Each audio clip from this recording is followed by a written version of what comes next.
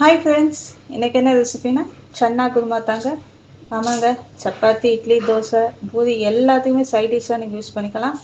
அதே போல் ரொம்ப சிம்பிளான ரெசிபி தாங்க, ரொம்ப ஹெல்த்தியான ரெசிபியும் கூட.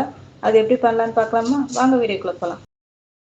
ஒரு பவுல்லங்க வெள்ளை கொண்டக்கடலை ஊற வச்சு எடுத்துருக்கேங்க. ஃபுல் நைட் ஊற வச்சுருங்க, அப்போ தான் ரொம்ப நல்லாயிருக்கும். ஒரு பெரிய வெங்காயம், 2 தக்காளி, 2 பச்சை மிளகாய் எடுத்துருக்கேங்க. இதை பொடி பொடியாக கட் பண்ணி எடுத்துக்கலாம். தேவையான அளவு மஞ்சள்தூள், 2 டேபிள் ஸ்பூன் தனி மிளகாய்த்தூள், 1 டேபிள் ஸ்பூன் மல்லித்தூள், கரம் மசாலா கொஞ்சமாக எடுத்துருக்கேங்க. அது ஜஸ்ட் ஒரு ஃப்ளேவருக்காக தான். இது தாங்க நம்ம மசாலா தூள் யூஸ் பண்ண போகிறோம்.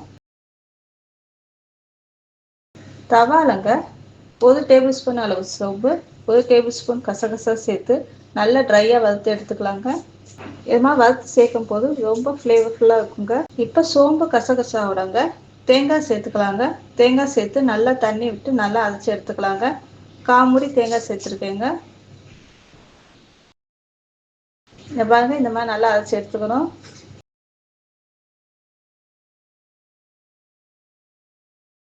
இப்போ குக்கரில் தாங்க சேர்ப்போம். குக்கரில் தேவையான அளவு எண்ணெய் சேர்த்துக்கலாங்க. எண்ணெய் காய்ச்ச உடனே பட்டை, கிராம்பு, ஏலக்காய், பிரியாணி இலை எல்லாமே சேர்த்துக்கலாங்க. சேர்த்து கொஞ்சம் சோம்பு சேர்த்துக்கோங்க. பொரிஞ்ச உடனே வெங்காயத்தை சேர்த்துடலாங்க. அதோட பச்சை மிளகாயும் சேர்த்துடலாங்க. சேர்த்து நல்லா வதக்கோங்க.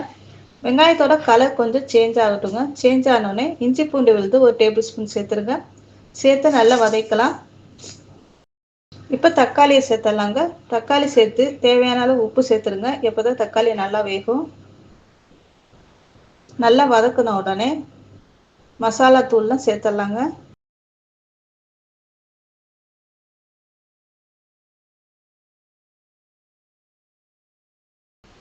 சேர்த்து நல்லா வதக்கோங்க.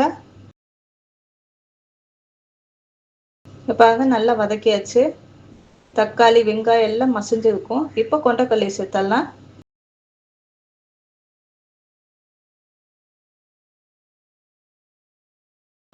கொண்டக்கடலையை சேர்த்து நல்லா கலந்து விட்டுக்கோங்க.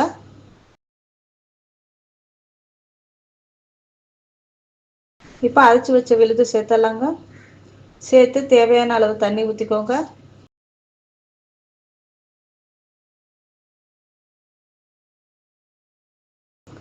நல்லா கலந்து விட்டுக்கோங்க.